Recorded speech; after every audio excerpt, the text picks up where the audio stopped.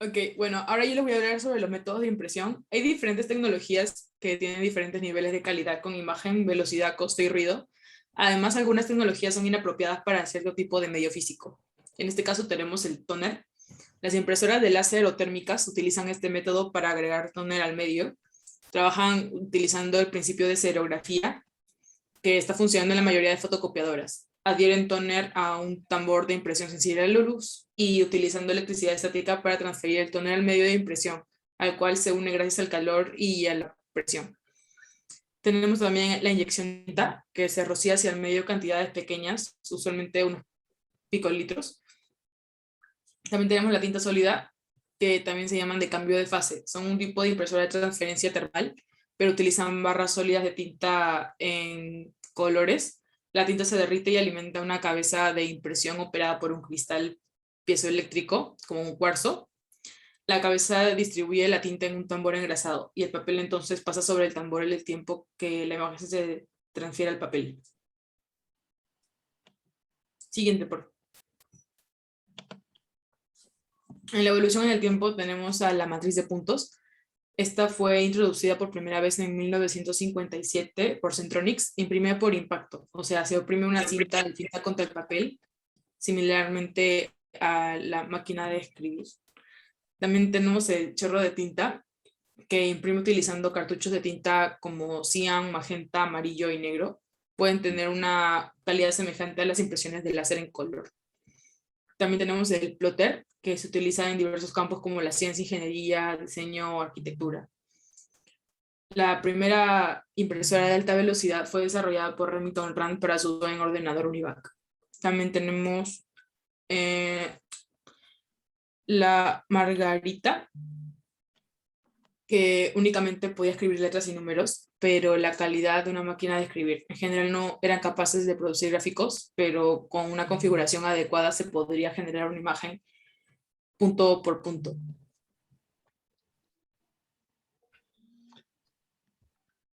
Siguiente, por favor. También tenemos el láser blanco y negro, que se registró en la impresora de láser. Son eficientes, permiten impresiones de alta calidad a notables velocidades medidas en términos de páginas por minuto. También tenemos la térmica, que se utiliza un papel especial termosensible que al sentir el calor este se vuelve de color negro. Son usados para los cajeros y supermercados por el bajo costo. Y tenemos la 3D, que es capaz de imprimir diseños creando piezas volumétricas a partir del diseño hecho por un ordenador. Surge con la idea de convertir archivos 2D en prototipos reales en 3D con diversos materiales.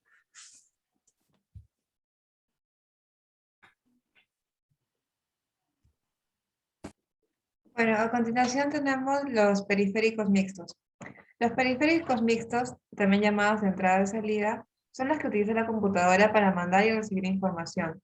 Su función es almacenar o guardar de forma permanente o temporal todo aquello que hagamos en la computadora para que pueda ser utilizado por otros usuarios o sistemas. En la primera clasificación tenemos la pantalla táctil, que son unidades de entrada y salida similares a una pantalla convencional, en las que se incluye dispositivo capaz de reconocer la zona donde se aplica la presión, el contacto con el dedo.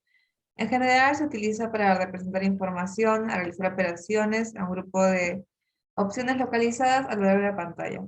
En las especificaciones tenemos el tip pressure, que representa la fuerza de un transductor, habitualmente de un estilete o un dedo.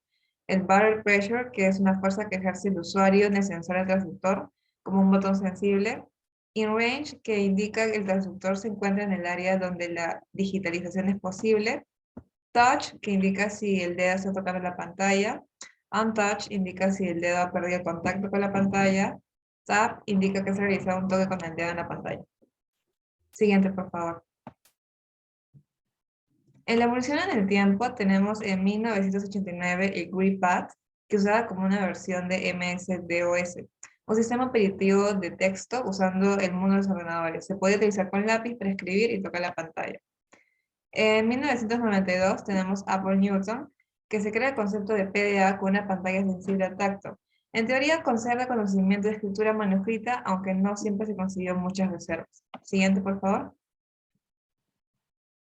En 1996 a 2001 tenemos el Palm Pilot, El pequeño aparato fue el primer pen computer en convertirse en un éxito de ventas. La causa fue su adecuado hardware y su sistema graffiti, Palm OS, de entrada de caracteres, con movimientos diferenciados para cada letra. En 2001 a 2007 tenemos la tablet PC, que es un concepto desarrollado por Microsoft y creado por varios fabricantes. Utilizaba una versión de Windows adaptada a las pantallas táctiles. Siguiente, por favor. De 2007 a 2009 tenemos Apple. La verdadera revolución que traen los productos de Apple son el iPhone y el Apple Touch, con sistema operativo de iOS. La diferencia de estos aparatos era con otros la sencillez con la que se podía manejar, asemejándose a un ordenador personal. Y de 2010 a 2015 tenemos el iPad, que se sitúa en una categoría entre un teléfono inteligente y una computadora portátil, enfocado más al acceso a la creación de aplicaciones y temas. Siguiente, por favor. Otro gran objeto de esta época es el casco de realidad virtual, que es un dispositivo de visualización similar a un casco que permite reproducir imágenes creadas por un ordenador sobre una pantalla cercana a los ojos, proyectando una imagen. En las características tenemos la resolución de pantalla, que es un parámetro muy importante, es de 1080 por 1200 píxeles para cada ojo. El campo de visión es la amplitud del campo visual que tiene cada usuario cada vez que mueve su cabeza, y la imagen mostrada se ajusta a este movimiento. Los fabricantes lo reducen a un menor realismo, registran una latencia de 18 metros. Siguiente, por favor. La latencia de seguimiento es el tiempo que transcurre entre el usuario mueve y la cabeza se ajusta a sus movimientos. La latencia es de 18 metros. También podemos mencionar la visión estereoscópica, que es la característica presente en casi todos los aparatos, permitiendo que una imagen ligeramente sea diferente al otro ojo. Siguiente, por favor. El seguimiento de orientación solo mediante sensores internos como giroscopio, acelerómetro y magnetómetro, en que el HMD detecta hacia dónde está orientada la cabeza del usuario. Siguiente, por favor. En los periféricos de almacenamiento son aquellos sistemas de almacenamiento masivo que sirven para almacenar información permanente, que se puede recuperar de forma automática y eficiente. Estos dispositivos tratan de solventar los problemas de memoria principal, la volatilidad y capacidad. En el primero tenemos la cinta magnética, que consiste en un plástico muy flexible recubierto de un material magnetizable. Se encuentra enrollada y la lectura y grabación se efectúa haciéndola pasar por un disquete. Luego tenemos la memoria USB, que es un tipo de dispositivo que utiliza la memoria flash para guardar datos e información. Siguiente, por favor. Bueno, los componentes primarios de un USB es un conector USB macho tipo A, un controlador USB de almacenamiento masivo que implementa el controlador USB y propone una interfaz homogénea y lineal para USB seriales conectados en bloques. El circuito de memoria flash NAND que almacena los datos y el servidor de cristal que produce una señal de reloj principal a 12 MHz y controla la salida de datos a través de un bucle de fase cerrado. Siguiente, por favor. En los componentes adicionales podemos mencionar puentes y puentes de prueba, que se utiliza el código de entrada del procesador, el interruptor para protección de escritura, que es utilizado para proteger los datos de escritura, y el espacio libre, que dispone de espacio para incluir los siguientes circuitos de memoria.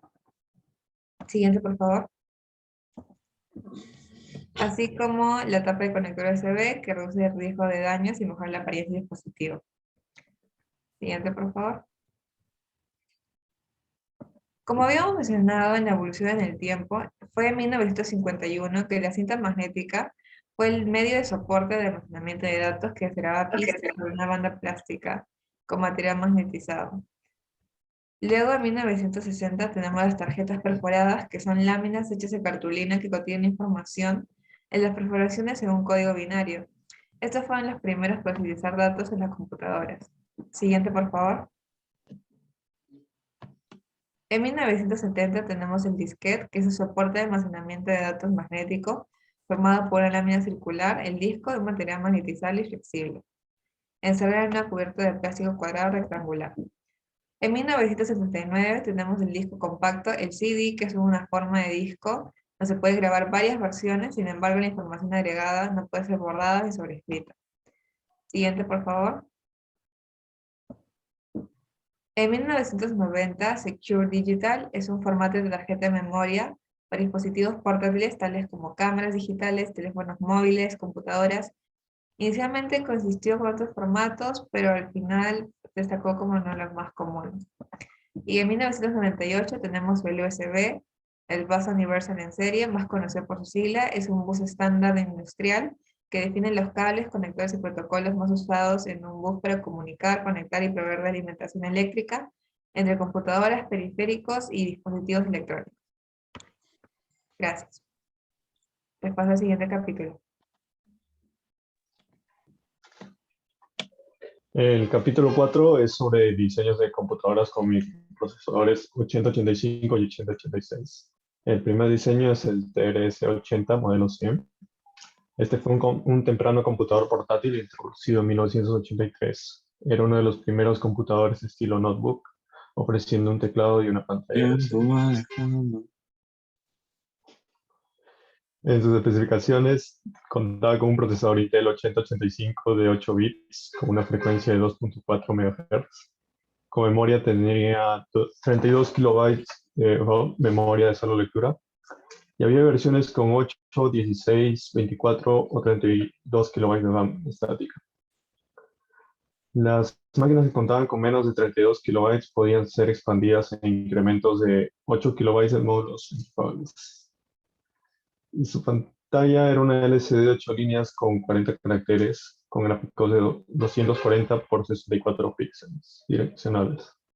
El teclado tenía 56 teclas, 8 teclas de función programable y 4 dedicadas a teclas de comandos. Y su fuente de alimentación era de 4 pilas AA o un adaptador de poder externo de 6 voltios. Siguiente, por favor. El segundo diseño es el Sinclair ZX Spectrum. Este era un ordenador de 8 bits basado en el microprocesador Zilog Z80A. Fue fabricado por la compañía Sinclair Research. Fue uno de los microordenadores domésticos más populares de los 80 en Europa y actualmente se sigue usando para emuladores de juegos. Como procesador usaba el Zilog Z80 de 3.5 MHz con un bus de datos de 8 bits y una opción de 16. En memoria tenía dos configuraciones, una de RAM de 16 kilobytes o 48 kilobytes y 16 kilobytes de RAM. Estos de 16 kilobytes de RAM incluían un intérprete de lenguaje BASIC Sinclair.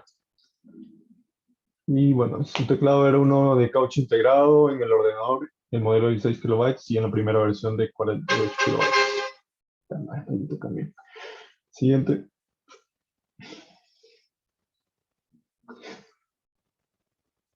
Siguiente.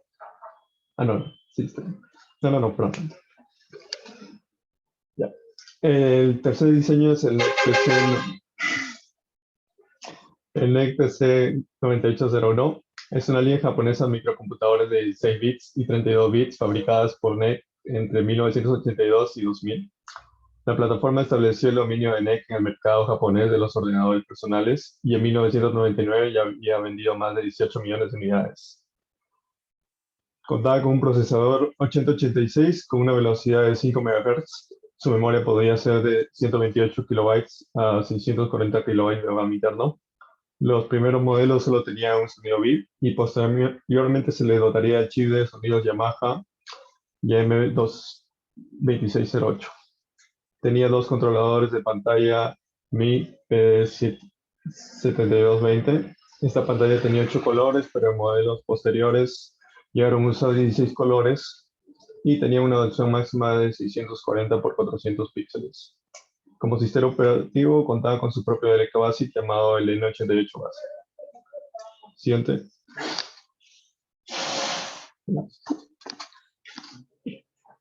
El Amstrad PC 1512 fue la computadora Amstrad mayormente compatible en el IBM PC, fabricada por primera vez en el 86. Tenía como procesador al Intel 8086 con una velocidad de 8 MHz. Se vendía con 512 KB de RAM y podía actualizarse a 640 KB de RAM con 16 chips de RAM dinámica.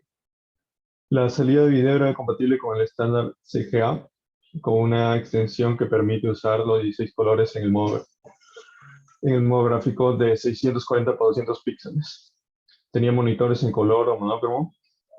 El monitor monócrono CK funcionaba en escala grises y en su sistema operativo tenía licencia de MC, DOS, el Microsoft DOS, la versión 3.2 y el DOS Plus. Siguiente, por favor. El quinto diseño es el MTS-86C. Este se usa para ayudar a los usuarios a entender la arquitectura y programación del computador 8086. Los programas de demostración se almacenan permanentemente en el fondo del sistema para ofrecer pruebas del sistema rápido y demostración funcional. Los códigos de programación se descargan vía el teclado del computador y todos los nombres de los chips se imprimen claramente en la posición correspondiente. Contaba con un procesador 8086, tenía un monitor LCD de 16 caracteres por 2 líneas. Como memoria tenía una banda de 64 kilobytes y un ROM de 64 kilobytes también. Y su generador de valor era un 8284. Siguiente. Siguiente, por favor. El sexto diseño es el Olivetti M24. Fue una computadora vendida por Olivetti en 1983. AT&T y Xerox compraron los derechos para cambiar el nombre a AT&T PC 6300 y 6060 series, respectivamente. Fue diseñado para ser compatible con el IBM PC. Una de sus características era el uso del procesador Intel 8086 con velocidad de 8 MHz, en vez del 8088 de 4.7 MHz usado por el IBM PC XT. Además, permitía la instalación de un coprocesador 8087 que también era de 8 MHz. En su memoria venía con 128 kilobytes, pero era ampliable hasta 640, instalando la memoria directo a la tarjeta. Además, era posible conectar dos discos duros de 10 megabytes, uno interno y otro externo. Tenía 16 kilobytes de RAM y venía con una memoria de disquetes de 360 kilobytes. A partir de 1986, AT&T empezó a ofrecer disquetes de 720 kilobytes y 20 megabytes en disco duro. Su monitor era un monocromo color. El monocromo venía en versiones verde o amarillo fosforescente y como sistema operativo usaba el Microsoft DOS 2.01.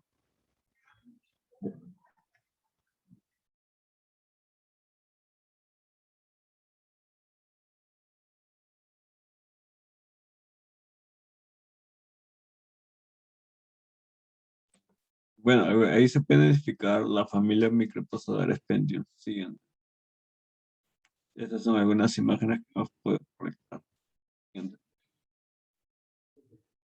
Capítulo 6. Emuladores y simuladores de los microprocesadores 8080 hasta la familia de los microprocesadores Pentium. ¿Qué es un emulador? En informática, un emulador es un software que permite ejecutar programas o videojuegos en una plataforma, según una arquitectura de hardware o un sistema operativo diferente de aquella para la cual fueron escritos digitalmente. El simulador. Un simulador es un aparato o software por lo general informático que permite la reproducción de un sistema. Los simuladores reproducen sensaciones y experiencias que en la realidad pueden llegar a suceder. Siguiente. El Genome Zinc 8085 es un simulador gráfico ensamblador de proveedor para el procesador 8085 en GNU Linux y Windows. Ahí como se puede ver una parte del código. Siguiente. Bueno, las características más importantes tenemos entre editor, ensamblador, depurador. En editor tenemos programa con una interfaz interactiva para la introducción de todas las funciones estándar. Resaltado de sintaxis en el editor para distinguir instrucciones, operaciones, comentarios, etc. Un visor separado de opcode que muestra el código ensamblado en hexadecimal. El ensamblador, soporte para todas las funciones estándar del Intel 8085. Soporte para las directivas de ensamblador más populares. En depurador tenemos un visor completo de registros y banderas. Soporte para puntos de introducción. Ejecución y depuración paso a paso del programa. Conversor decimal hexadecimal. Inspector en tiempo de ejecución de la pila y las variables definidas en el código fuente. También tenemos el inspector y manipulador en tiempo de ejecución de memoria y los puertos que es siguiente. EMU 8086 es un mejor microprocesador 8086 que es Intel o AMD compatible con Assembly integrado. A diferencia del entorno de operación en Assembly utilizado anteriormente en la cátedra NAND, Este entorno corre sobre Windows y cuenta con una interfaz gráfica muy amigable e intuitiva que facilita el aprendizaje del lenguaje de programación en Assembly. Dado que en un entorno emulado de microprocesador no es posible implementar una interfaz real de entrada-salida. El EMU186 permite interactuar con dispositivos virtuales y simular una comunicación con el espacio de ES. Para esto, el EMU886 cuenta con una serie de dispositivos virtuales preexistentes en el software base, listos para ser utilizados, entre los que se encuentran una impresora, un cruce de la calle con semáforos, un termómetro, un motor paso a paso, entre otros. No obstante, la cátedra ha desarrollado dispositivos adicionales con características particulares para la realización del segundo trabajo práctico. Bien.